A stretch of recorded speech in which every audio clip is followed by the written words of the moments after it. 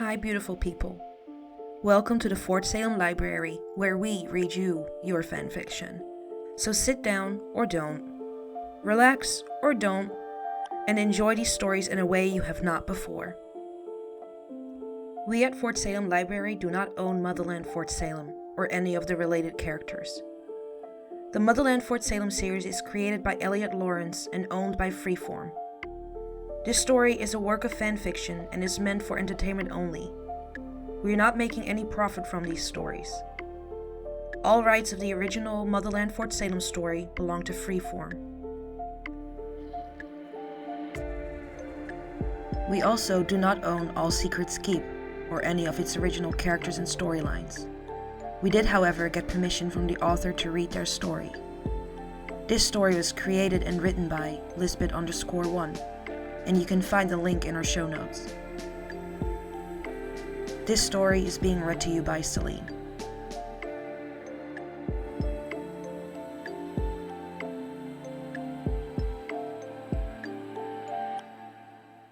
All Secrets Keep, Chapter 4. I want you to let me see Telly Craven. Sarah's words rang in Petra's ears, and for a brief moment she felt like bursting into laughter. Instead, she sighed, and, mostly to herself, murmured, "A truly popular topic as of late." Whether or not Sarah had heard her, Petra couldn't be sure, but judging by the way the other woman's eyes narrowed at her, Petra was going to wager that she had. "Sarah," Petra began slowly, regarding the other woman as if she might hurt her if she said the wrong thing. "What in the name of the goddess would make you think that I would ever do that?" There was a flash in Sarah's eyes, and for a brief second Petra faintly thought that Sarah was going to hurt her. But then the flash was gone, and Sarah was slowly walking out of the kitchen doorway and into the living room. Petra turned slowly to keep the other woman in her line of sight. As I'm sure you well know, Telly's abilities as a knower are unique. She has an uncanny sight that allows her to see sound, to see the workings that we can make. If you're trying to tell me that Telly saw right through whatever invisibility working that Adil has taught you, you're wasting your breath, Petra interrupted her. I already know that. Sarah turned to look at her, briefly looking like a child with a hand caught in the cookie jar, before she regained her composure. Then surely you understand why I want to see her. I'm afraid I understand no such thing, Petra said stiffly. Sarah's eyes narrowed, her head tilting forward slightly, a sure sign she had just heard something that she didn't like. Petra had seen it all too many times before. Craven has seen me, Petra, she said, as if that explained everything. She already thinks that I am alive. What is the harm in telling her she is right? She hasn't seen you, Sarah, just your working. Do not try to downplay this to me, Sarah suddenly snapped. I was there, Petra. I saw everything. Ah, Petra lowered her eyes. She had not realized that Sarah had remained present for the entirety of Telly's outburst and subsequent breakdown. What else is there to do except tell her the truth? Sarah insisted, her voice just a touch softer than it had been moments before. It would be a simple matter to keep things under wraps. Petra looked back up, trying to keep to her general voice. We should keep things the way they are and continue to let Telly believe that you are dead.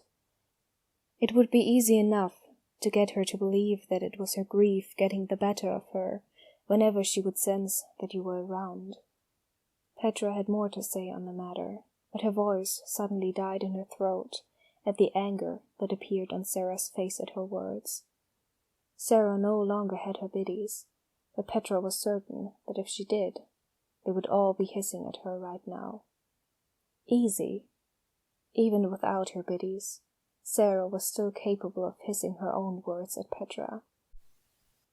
It would be unbelievably cruel to lie to her in a situation like this. Sarah's whole body was tense, her blue eyes burning with a fury that Petra had not seen in a long time. Even crueler still to convince her that she is what? Delusional? Sarah practically spat the word at Petra. I'm surprised that you would suggest something like that, especially given the fact that we are talking about a cadet whom you so ardently describe as one of your own. I'm being a general about this, Petra defended herself, bristling at Sarah's words. Not a mother. And the general thinks it's a good idea to manipulate her cadets so? Sarah asked icily. Don't give me that. Petra shook her head at Sarah. You know exactly why we're hiding you away down here. Why we haven't told anyone that you're alive. The Camarilla think you're dead. If word got out that you were still alive, they would set their sight on this space again and tear it apart until they found you. I'm aware, Petra. Sarah turned her back to her, folding her hands behind her as she stared into the fire. But telling Telly Craven will not put that at risk. She will keep my secrets. Oh, like she kept your secrets about Nick de Batan and the spree. Even though she couldn't see Sarah's face, she could tell she had struck a nerve. The fire flared unnaturally for a split second, crackling loudly as Sarah's entire body tensed at Petra's words. Petra half expected Sarah to come up with an excuse about how this time would be different. This time Telly would understand. But instead, when Sarah turned back around, her posture wasn't quite as tall, and her eyes held some sort of emotion that Petra couldn't quite place. Her hands clenched and unclenched at her sides. That is a risk I am willing to take. Petra was stunned into silence for a few moments, as the two women just stared at each other. She sighed heavily, bringing her hand up to her forehead, rubbing away the tension headache that had formed. Fine. Her resolve had cracked at Sarah's words, and so she quickly agreed before she changed her mind. I will have her brought to you. Tonight. She dropped her hand and looked up at Sarah, who seemed surprised. After her coven goes to sleep, I'll have an Anacostia go in and retrieve her, and then bring her here to you. It was Sarah's turn to be stunned, like she hadn't quite believed that Petra would agree to her request. Petra, thank you. Just make sure you impress upon her the importance of why you're being kept hidden. Petra interrupted her. Sarah straightened once again, hands going behind her back to clasp together as she nodded. Petra nodded back and then turned to leave. She had no more than grabbed the door handle when she stopped, turning back to face the other woman. Oh, and Sarah? Sarah's only response was a head tilt, eyes looking inquisitively at Petra. Petra allowed herself a small smile at the other woman who, not even a month ago, she had still thought dead. It's good to have you back. Once again, taken aback by Petra's words, Sarah still had no response, but her eyes widened slightly, and her throat bobbed as she swallowed. She gave Petra a small nod, forcing herself to return the small smile the woman was giving her. Thank you, Petra. Petra nodded once more, and then opened the door to the safe house, and left. The door swung closed quietly, and the locks, both physical and magical in nature, clicked shut automatically. As soon as she was alone, Sarah let out a sigh of relief. Some of the tension she had been holding onto ever since she had last seen Telly, leaving her shoulders. She walked over and collapsed onto one of the maroon couches, propping her elbows on her knees and resting her face into her palms. Tension was soon replaced with nerves, A jittery feeling that crawled up her spine and left her feeling sick in her stomach. She hadn't expected Petra to give in so easily about seeing Tally. She had expected to have to fight more, had been prepared to fight more. But one push, and Petra had given in. Perhaps she wasn't lying when she claimed to care about Abigail's unit mates like they were her own daughters. Sarah lifted her head and glanced at the clock that was hanging above the fireplace. 5:56. Lights out was at 10, but who knew how long it would actually take Tally's coven to fall asleep for Anacostia to sneak in unnoticed. It would be another 5 or 6 hours at least until she would get to see Tally.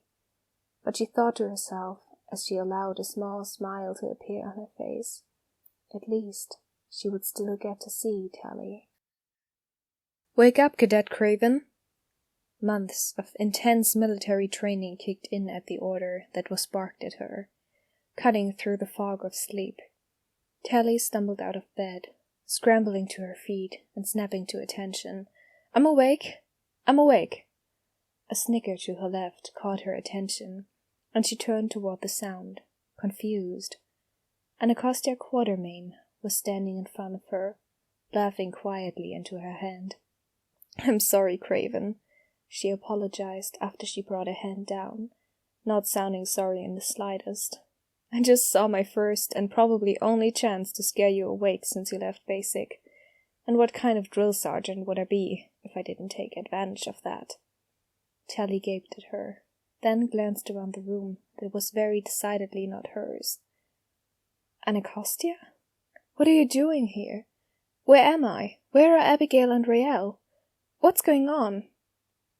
All right, easy, Craven." Anacostia held out her hands in front of her, like she was trying to calm a wild animal. "I know you have a lot of questions, and they will be answered in due time, I promise. But for right now, I just need you to get dressed, and then come with me." Tally followed Anacostia's hand motion to a pile of clothes on a night table. She looked back up at Anacostia, mind still reeling. "I'm sorry, I don't understand. What is happening? How did I get here?" "Tally," Anacostia's voice was suddenly very serious. "Do you trust me?" Tally blinked. "What? Yes, of course I trust you." Anacostia nodded. "Good." She tapped the side of the night table with her boot. "Then get dressed and follow me." Tally still wasn't sure what the hell was going on, or how she had gotten to the room she had woken up in, but she did trust Anacostia. So, as her former drill sergeant left the room to wait outside, Tally automatically grabbed the clothes and started to get dressed. A million thoughts were racing through her mind as she got dressed, each one more ridiculous than the last about what could possibly be going on. She finished getting dressed, and as quickly as she could, without running, left the room, spinning around the corner into the hallway. To her surprise, Petra was standing there, deep in discussion with Anacostia. She quickly stopped talking when she saw Tally, stepping around Anacostia to stand in front of Tally. Tally was suddenly nervous, unsure of what was going to happen next. To her surprise, Petra reached out and cupped Tally's cheek with her hand. "How are you, dear?" Tally was fully prepared to give Petra a rehearsed, "I'm fine," but something about the way that Petra was looking at her, with genuine concern in her dark eyes, had the words dying before they even reached Tally's throat. Something inside of Tally ached, so sudden and fierce that it caught her off guard, and she was surprised to find her vision blurring with tears. It had been so long since she had received anything even slightly resembling maternal affection, and after the tumultuous afternoon she had earlier that day, the gentle comfort of Petra's touch and voice was apparently enough to invoke an emotional reaction from her. She opened her mouth to speak, but no words came out, so she helplessly shook her head at Petra. "Oh," Petra said softly, stepping closer. Her hand slipped down from Tally's cheek to wrap around the girl's shoulder and draw her close. Tally immediately stepped forward into the embrace, clamping her eyes shut as Petra's arms tightened around her. Petra's hand moved up and down comfortingly on her back. "I'm sorry. I shouldn't have waited this long to tell you." Tally pulled back, confused. "Tell me what?" Petra hesitated, then smiled gently. "Just go with Anacostia. Everything will be explained in about 10 minutes. I promise."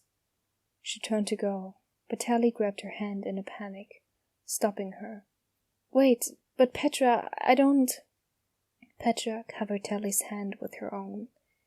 10 minutes, Tally, I promise." "Craven." Anacostia's voice was soft from behind Tally, and when she turned around, Anacostia was beckoning her to follow. "Let's go." Petra squeezed Tally's hand and nodded at her reassuringly before letting go and walking down the hallway.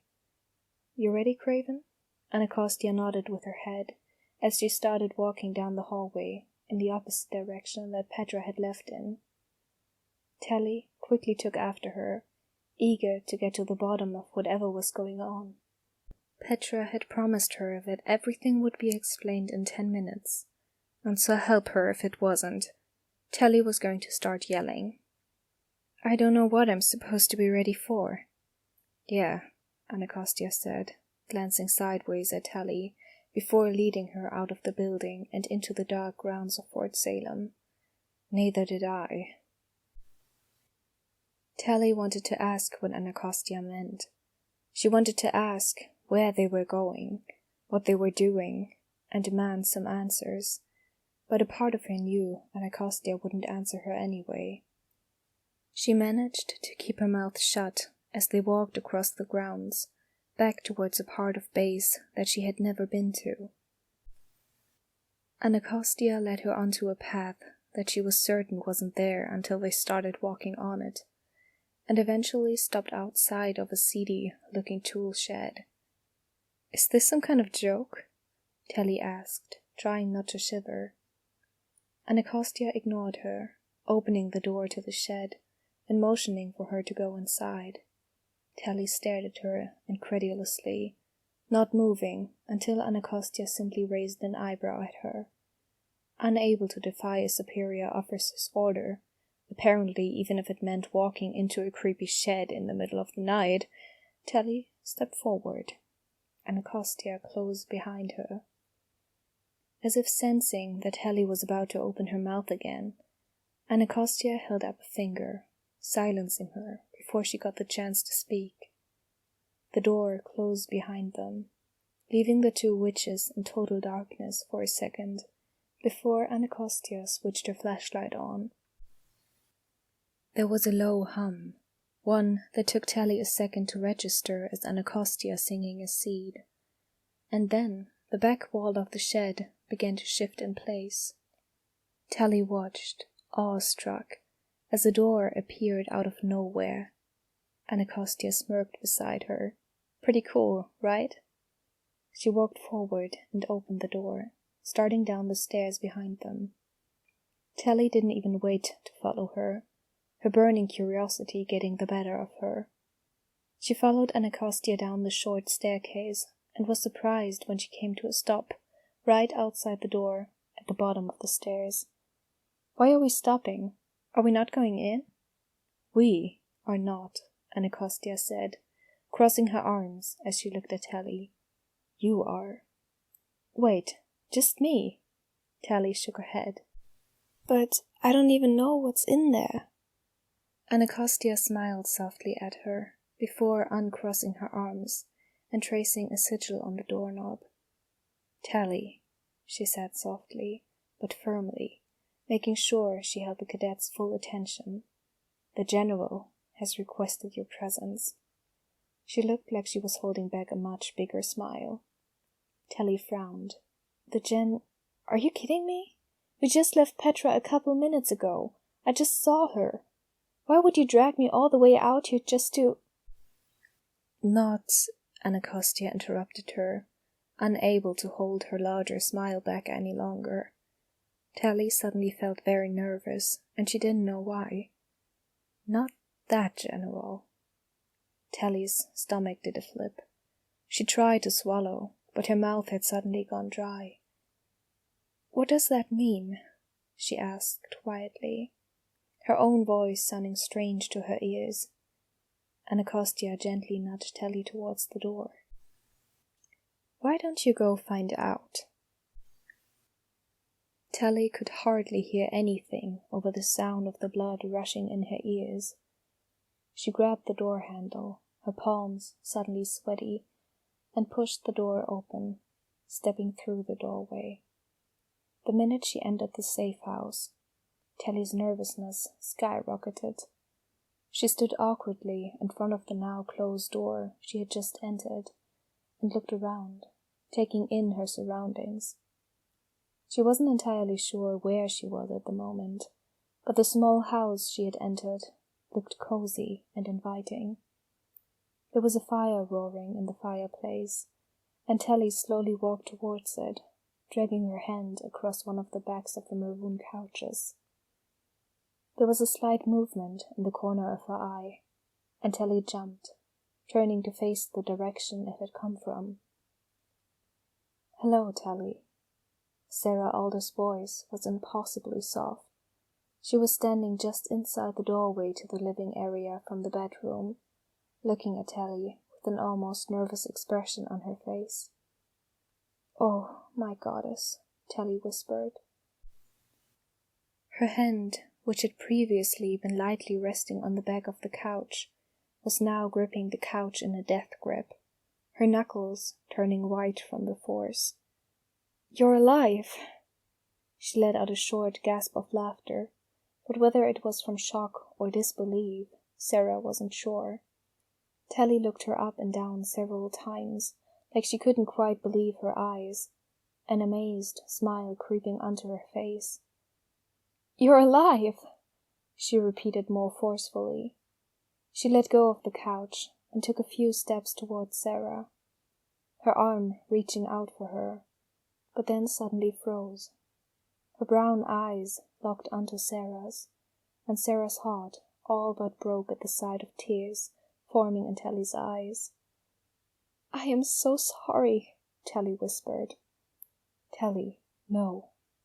It was Sarah's turn to step forward, walking closer to Tally, but even as she did, Tally didn't let her speak. "I am so sorry," Tally repeated, her eyes never leaving Sarah's face as Sarah approached her. "I took everything from you." Her entire body had begun to tremble, and some small part of her brain was yelling at her not to cry in front of Alder, but the tears began to stream down her face anyway. "I hurt you in ways that I never imagined, ways that I never wanted to hurt you. I never wanted you to die. You have to know that," Tally pleaded. "You have to believe me. I never wanted you dead." "Tally," Sarah said softly. She hesitantly reached out and placed her hand on Tally's shoulder, squeezing gently. "Do I look dead to you?" "But aren't you mad at me?" Tally sounded genuinely confused. "For what I did to you?" "You don't get it, do you?" Sarah asked softly. Tally didn't answer, just kept staring up at her with those tear-filled brown eyes. "What you did, the truth that you fought for?" Sarah nodded as she spoke, hoping Tally would understand that she was being sincere. "I'm not mad or upset with you for what you did, or what happened because of it. You didn't hurt me, Tally. Do you understand? You saved me." "Saved you?" Her words were repeated back at her, Tally clearly not believing what she had said. "What do you mean?"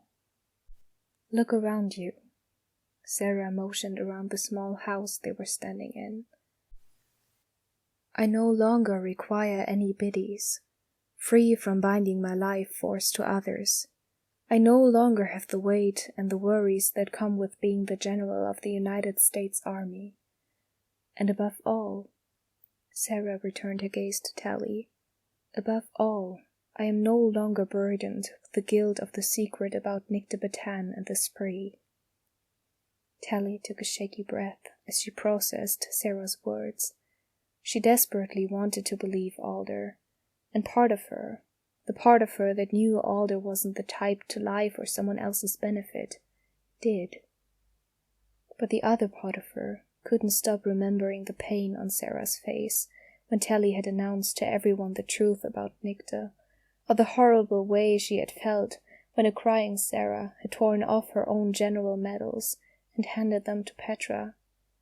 Tally blinked back some more tears of her own. "But I still hurt you," she whispered. Sarah shook her head. "That's okay," she whispered back. "I forgive you." Something inside of Tally broke at Sarah's words, the words she hadn't realized until now that she desperately needed to hear. Ignoring the tiny part in her brain that was still yelling at her to not cry in front of Alder, she stepped forward with a sob. Sarah immediately embraced Tally, feeling the sting of tears in her own eyes as the younger witch collapsed against her, shaking. Sarah gently stroked Tally's hair with one hand, her other arm holding Tally tight. Tally's arms were tight around her middle, her forehead resting on Sarah's shoulder. "It's okay," Sarah whispered again, ducking her head to rest it against Tally's own. Tally was still sobbing as she clung to Sarah tightly, almost as if she was afraid of Sarah disappearing out from under her. "It's okay."